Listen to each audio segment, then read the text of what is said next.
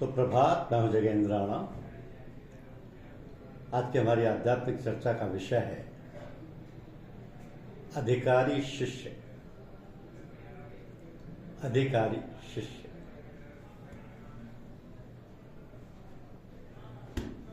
आध्यात्म विद्या के रहस्यों को जानने में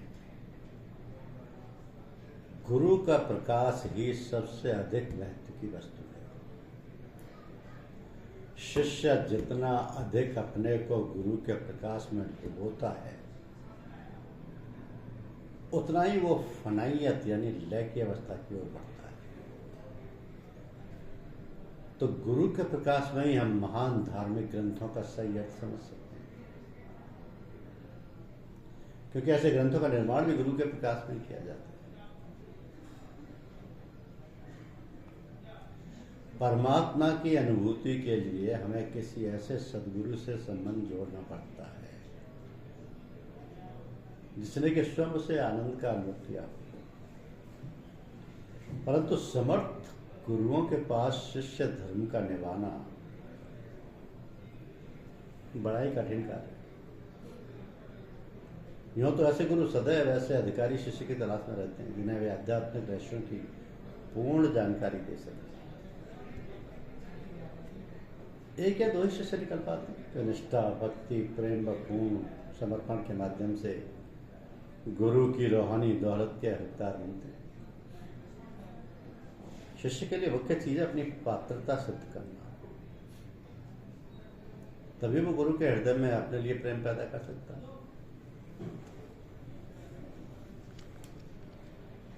कहते हैं सबको है उसके जलवे रंगी की जुस्ती, यह सोचता नहीं कोई तावे नजर दी। सबको है उसके जलवे रंगी की जुस्ती, यह सोचता नहीं कोई तावे नजर दी। ईश्वर दर्शन की इच्छा तो सभी करते हैं, परंतु हम ये नहीं देख पाते कि हमारे अंदर कितनी योग्यता व क्षमता है, गुरु के प्रति कितनी भक्ति व समर्पण की भावना है।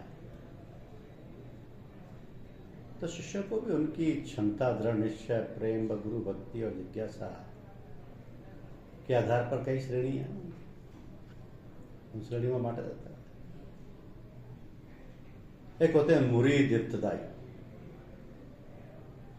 यानी गुरु से प्रथम बार के मिलन पर ना तो इन्हें दीक्षा दी जाती है और ना ही सही मायने में शिष्य समझा जाता है। ये शिक्षा प्रारंभ करने वाले शिष्य होते हैं। गुरु उनकी जिज्ञासा देखकर साधन की क्रिया बतला देते हैं।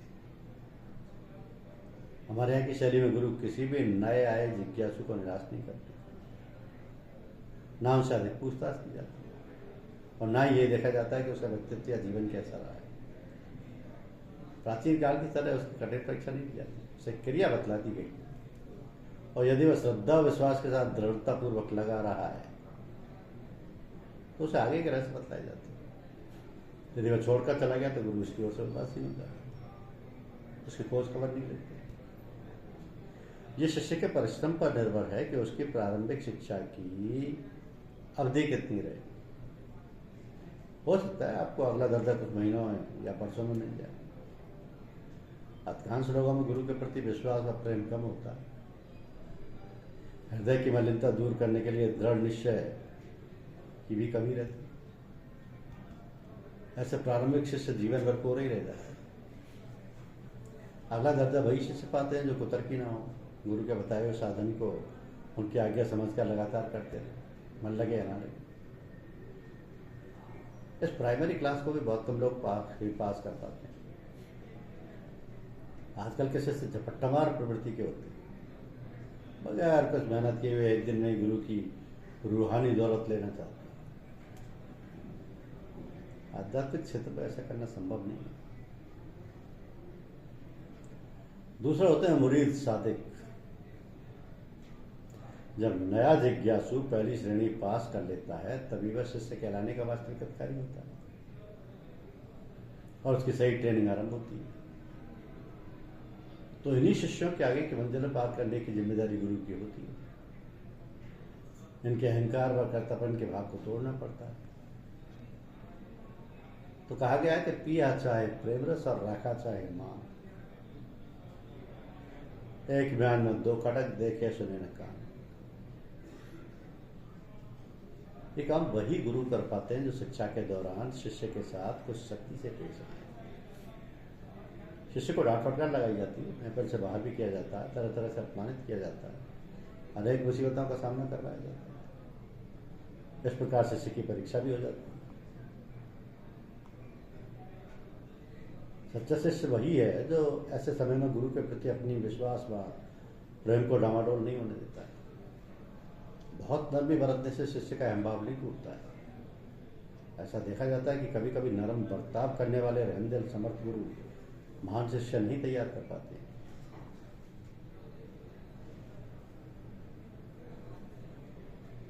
तीसरे होते हैं मुरीद फिदाई। ऐसे प्रेमी शिष्य बिरले ही होते। ऐसे शिष्यों का मुख्य साधन राजी का रजा है। ये पूरी तरह गुरुमुख होते हैं, गुरु की मर्जी इनका जीवन है। ये पूर्ण रूपेण गुरु शरणागत होते हैं। इनको लोक परलोक सांसारिक वैभव यहाँ तक कि मुक्ति से भी कोई लेना देना नहीं। इनकी भेद बुद्धि समाप्त हो जाती है। गुरु व ईश्वर अलग अलग नहीं, गुरु ईश्वर है। ऐसा प्रेम का जज्बा विज्ञान में के पार करने पर ही मुमकिन है। अच्छाई तो यह है कि ऐसा प्रेम अपने परिश्रम से नहीं पैदा होता, जिसे गुरु अर्थात ईश्वर अपनी ओर खींचना चाहते हैं। उसी के हृदय में ऐसे प्रेम रस की धार उनकी कृपा से उत्पन्न होती है। तो इश्क अव्वल हर दिले माशूक पैदा मीशब, तान सोजद सम्मा की परवाना शैदा मीशब। प्रेम पहले माशूक के हृदय में उठता है, फिर उसका प्रभाव आशिक पर पड़ता है। तो जब तक पहले समा नहीं जलती, कोई परवाना उस पर मर मिटने को नहीं आता।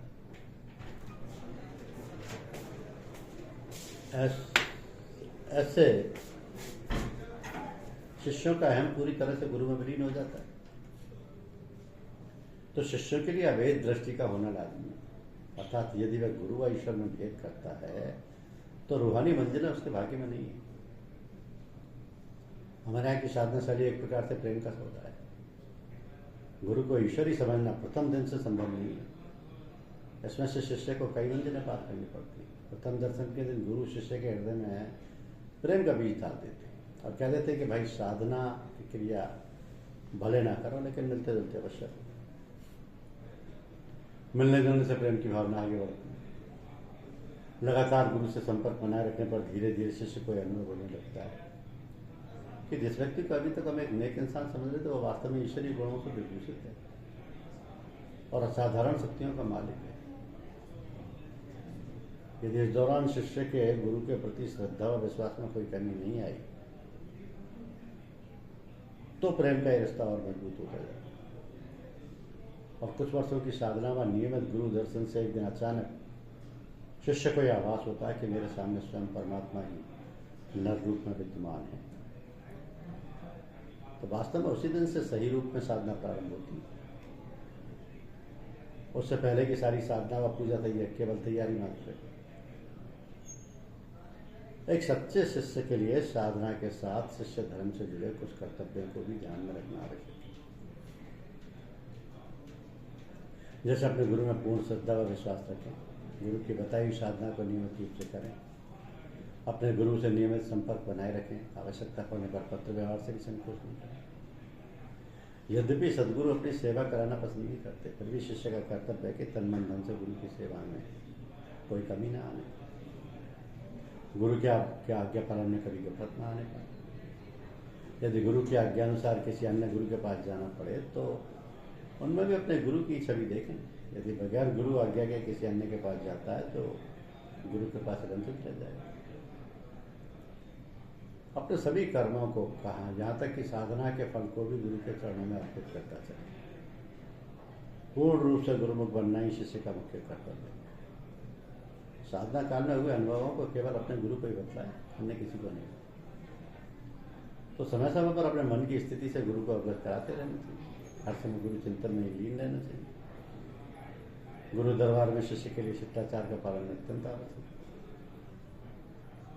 कहते हैं अदब पहला करीना है मोहब्बत के करीनों में। तो शिष्य की बेअदबी को माफ नहीं किया जा सकता। गुरु के समक्ष उसे खास बातें का ध्यान रखनी चाहिए कि गुरु के समक्ष पहुंचकर उनको प्रणाम करें, केवल गुरु के प्रति नहीं बल्कि उनके परिवार के अन्य सदस्यों से भी अदब से पेश आए। गुरु से कभी भी किसी की निंदा नहीं करना चाहिए। उनके सामने जोर से बोलना, हंसना व अश्लील एवं निरर्थक बातें करना वर्जित है। उनके सामने पैर फैलाकर बैठना, लेटना, टेढ़े मेढ़े बैठना भी मना है। उनसे अपनी रूहानी उन्नति के विषय में भी कभी नहीं पूछना चाहिए। अन्य सत्संगी भाइयों में भी शिष्टाचार व प्रेम का व्यवहार करना चाहिए। उनकी आज्ञा लेकर उनके सामने से उठकर जाना चाहिए। उनसे कभी भी व्यर्थ के तर्क नहीं करना चाहिए। तो शिष्य को अपना अंतिम लक्ष्य नहीं भूलना चाहिए। वो है गुरु अर्थात ईश्वर में फना होना। उसे फनाफिल शेख व फनाफिल अल्लाह का दर्जा हासिल करना। और उनके मकसद एक दिन में पूरा नहीं होता। प्रथम शिष्य गुरु के स्थूल शरीर से प्रेम करता है, फिर धीरे धीरे गुरु के पास से स्थूल से सूक्ष्म में प्रवेश करता है। तो शिष्य में गुरु के गुण व स्वभाव उतरने लगते हैं। आगे गुरु कृपा से ही वो गुरु से तद्रूपता हासिल करने में सफल होता है। अब ऐसी स्थिति बिरले शिष्य ही प्राप्त कर पाते हैं। गुरु व शिष्य के बीच का द्वैत भाव समाप्त हो जाता है। प्रेमी व प्रेमास्पद एक हो जाते हैं। वहां मैं और तू का अस्तित्व नहीं रहता। गुरु व शिष्य के प्रेम भावना का वर्णन नहीं किया जा सकता। गुरु व शिष्य का एकत्व को प्राप्त करना कब और कैसे घटित होता है, इसका बयान शायर जिगर ने समा व परवाने के प्रेम के रिश्ते को लेकर कहा है कि उनकी तस्वीर किसी तरह नहीं खिंच सकती। समा के साथ ताल्लुक है जो परवाने का, क्योंकि जज्बे शौक ने दम लेने का मौका न दिया। शमा मुंह देखती रह गई परवाने का। तो यदि कभी गुरु के प्रति कोई दुर्भावना पैदा हो तो प्रार्थना करना चाहिए, क्योंकि ये कभी कभी गुरु द्वारा परीक्षा की बात होती है। ये कभी कभी गुरु के द्वारा परीक्षा की भी बात होती है। अब साधक को गुरु के प्रति पूरा समर्पण होगा, पूरी साधना होगी, वो अधिकारी होगा, तभी उसको गुरुदेव आगे बढ़ाएंगे। क्योंकि परमात्मा की अनुभूति के लिए हमें किसी ऐसे सदगुरु से संबंध जोड़ना ही पड़ेगा जिसने कि स्वयं उस आनंद का अनुभव किया हो। परंतु समर्थ गुरुओं के पास शिष्य धर्म का निभाना बड़ा ही कठिन कार्य है। अब ऐसे गुरु सदैव अधिकारी शिष्य की तलाश में रहते हैं जिन्हें वे आध्यात्मिक रहस्यों की पूर्ण जानकारी दे सकें। और ऐसे शिष्य निकल ही एक दो पाते हैं जो निष्ठा, भक्ति, प्रेम व पूर्ण समर्पण के माध्यम से गुरु की रूहानी दौलत के हकदार बनते हैं। शिष्य के लिए मुख्य चीज है अपनी पात्रता सिद्ध करना, तभी वो हृदय गुरु के हृदय में अपने लिए प्रेम पैदा कर सकते हैं। ईश्वर दर्शन की इच्छा तो सभी करते हैं, परंतु हम ये नहीं देख पाते हैं कि हमारे अंदर कितनी योग्यता व क्षमता है, गुरु के प्रति कितनी भक्ति व समर्पण की भावना है। उनकी क्षमता, दृढ़ निश्चय, प्रेम व गुरु भक्ति और जिज्ञासा ही तो शिष्य को आगे बढ़ाती है। यही तो उसको अधिकारी बनाती है। तो शिष्य के लिए अवैध दृष्टि का होना लाजमी, अर्थात यदि वह गुरु व ईश्वर में भेद करता है तो रूहानी मंजिलें उसके भाग्य में नहीं है। हमारे यहाँ की साधना शैली एक प्रकार से प्रेम का सौदा है। गुरु को ईश्वर ही समझना उत्तम दिन से तो संभव नहीं। इसमें भी शिष्य को कई मंजिलें पार करनी पड़ती। प्रथम दर्शन के दिन गुरु शिष्य के हृदय में प्रेम का बीज डाल देते हैं और कह देते हैं कि भाई साधना की क्रिया भले ना करो लेकिन मिलते जुलते अवश्य। अब यह मिलने जुलने से प्रेम की भावना आगे बढ़ती है। लगातार गुरु से संपर्क बनाए रखने पर धीरे धीरे शिष्य को यह अनुभव होने लगता है कि जिस व्यक्ति को अभी तक हम एक नेक इंसान समझ रहे थे, वो वास्तव में ईश्वरीय गुणों से विभूषित है और असाधारण शक्तियों का मालिक है। यदि इस दौरान शिष्य के गुरु के प्रति श्रद्धा व विश्वास में कोई कमी नहीं आई, तो प्रेम का ये रिश्ता और मजबूत होता जाता है और कुछ ही वर्षों की साधना व नियमित गुरु दर्शन से एक दिन अचानक शिष्य को यह आभास होता है कि मेरे सामने स्वयं परमात्मा ही नर रूप में विद्यमान है। वास्तव में उसी दिन से सही रूप में साधना प्रारंभ होती है। उससे पहले की साधना व पूजा तो केवल तैयारी मात्र है, क्योंकि शिष्य को ये आभास होना आवश्यक है कि उसके सामने ही स्वयं परमात्मा नर रूप में विद्यमान है। जब वो गुरु को परमात्मा के रूप में देखता है, तब समर्पण की भावना